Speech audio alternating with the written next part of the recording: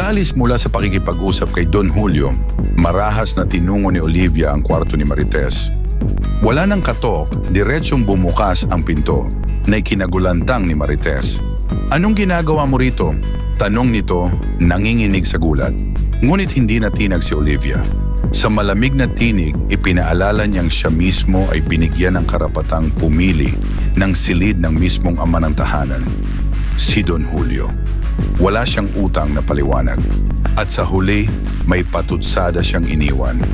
"Marahil, mas bagay sa iyo ang kwarto ng mga kasambahay." Pwede ka naman dun sa kwarto ng mga muchacha. Habang ito'y nangyayari, isang tauhan ni Don Gustavo ang dumating na may mabigat na balita. Nang tanungin, tumindig ito at buong tapang na isinambulat ang resulta ng survey. Si Tanggol, ang tahimik na umuusbong na leader, ay malayo ang lamang kay Miguelito. 60-40 po. Napakalaki ho ng lamang ni Tanggol. Isang ulat na tila granadang sumabog sa gitna ng silid. Lalo na kay Mayor Roberto na, sa galit, naghayag ng malinaw na kautusan. Si Tanggol, kailangang mawala. Dapat matapos na si Tanggol. Sa kabilang dako, sa gitna ng matinding lungkot sa burol ng kanyang ina, nilapitan si Fatima ni Paeng. May dala itong suhestyon, tumakas, lumayo, magkubli habang may panahon pa.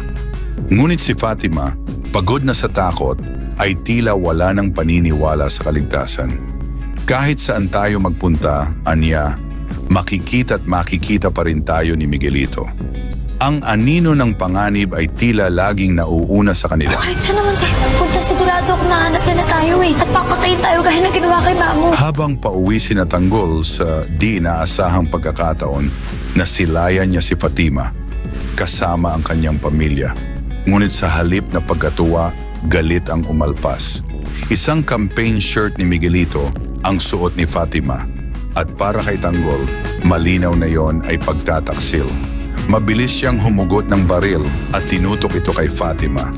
Kinuyom niya ang tanong, "Sino ang pumatay kay David?" Lumuluha, nanginginig, halos mawala ng boses, tuluyang nagsalita si Fatima. Si Miguelito, ang kanyang pangungumpisal. Sino pumatay kay David? Si Miguelito! Isang revelasyong parang sibat na tumagos sa katahimikan. Hindi nagtagal, sumabat si Paeng. Sa desperasyon, ibinulgar niya ang may balak si Miguelito. Ubusin ang buhay hindi lang ni Fatima, kundi ng buong pamilya nito. Walang ibang mapaglapitan si Fatima, kaya sa huling sandali, muling lumapit kay Tanggol. "Tulungan mo kami bago pa mahuli ang lahat." At sa bawat panig, naglalagablab na galit at sugatang damdamin ang patuloy na nagpapainit sa tensyon. Kailangan namin ang tulong mo. Si Rigor, puno ng puot, ay matibay sa paniniwala na si Tanggol ang may kasalanan sa pagkamatay ng kanyang anak. Si Tanggol, bagamat balot ng pangungulila, ay pursigidong ilantad ang katotohanan. Samantalang si Miguelito, sa kanyang kayabangan, ay patuloy na nagpapalawak ng kaguluhan.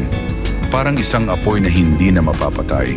Ang kamatayan ni David ay naging hudyat ng mas malalim na digmaan.